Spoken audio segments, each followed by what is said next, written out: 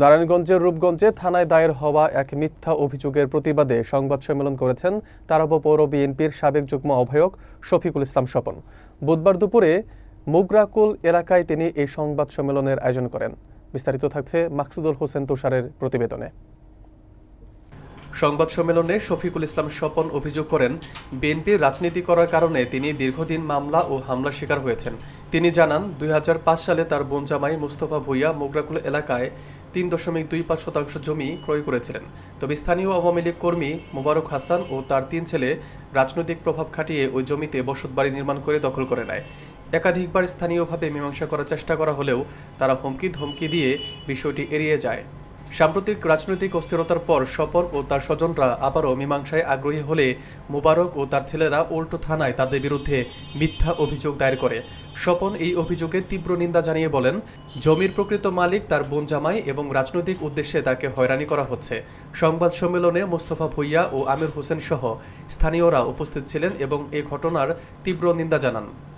ইসলাম স্বপন, আমি তারাব পৌরসভার সাবেক যুগ্ম আহ্বায়ক। আমার নামে মিথ্যা একটা অভিযোগ করছে মোবারক। আমি ওনার কাছ থেকে হলো জায়গা কিনছি, ওনার বাইর থেকে হইলো 5 সালে, আবুল হোসেনের ছেলের কাছ থেকে। এই যে আমার এটা হইলো দলিল, আর এইটা হইলো আমার হইলো খারিজ। আমি এলাকার মুরব্বী লই আমি এই যোগাযোগ করছি, হ্যাঁ লই সাথে লয়ে গেছি। ওখানে সাথে নেওয়ার পরও হেরা থানার মধ্যে আমার একটা মিথ্যা অভিযোগ করছে। এটা সঠিক না। আমি আমলিক করি, আমি এটা করি, আসলে আমি বিএমপি করি। বিগত আমলে আমার 10-12টা মামলা আছে, আমার মামলা আছে। এরা আমলিকের ছত্রছা থাকিয়া এরা নিজেরও আমলিক করে, সততা থাকিয়া এরা নিজেরা ভয়ভীতি দেয়া। বিগত আমলে আমি এলাকাতে আসতে পারি নাই, এরা এই জায়গা ধরেন বাড়িঘর করছে। আমি এলাকার মুরব্বি লয়ে যাওয়ার পরে এরা মিথ্যা অভিযোগ করছে। আমি বলছি ঠিক আছে, আমার জায়গাটা ভাই আপনারা কবে বুঝাই দেন। হ্যাঁ, মানে হেরা জায়গা বুঝাইতো না বুঝাইয়া হেরা সাংবাদিক সম্মেলন করে, থানার মধ্যে মিথ্যা অভিযোগ করে।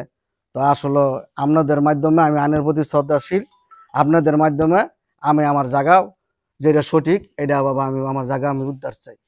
আমরা উনি জায়গা লইছে পরে উনি এলাকার মুরব্বি ডাকাইছে, এটা সালিশ হয়েছে, আচার বিচার হয়েছে।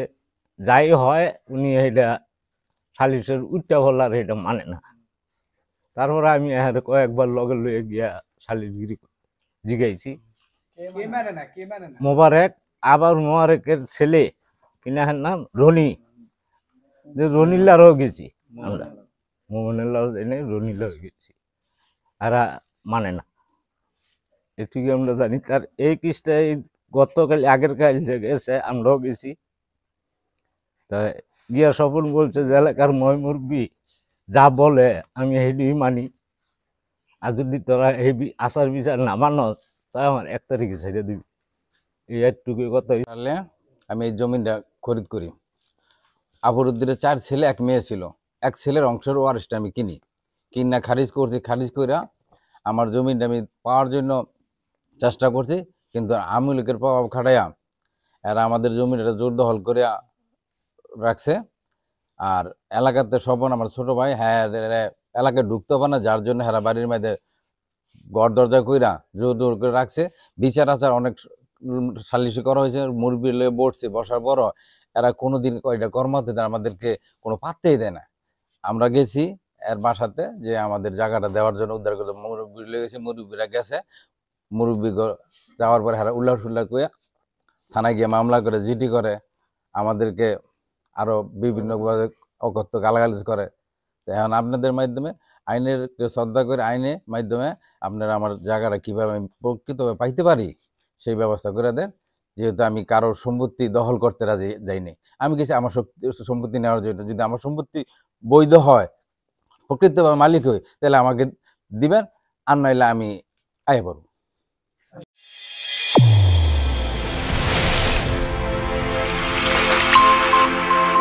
চ্যানেল A1 হৃদয় রেসপন্স।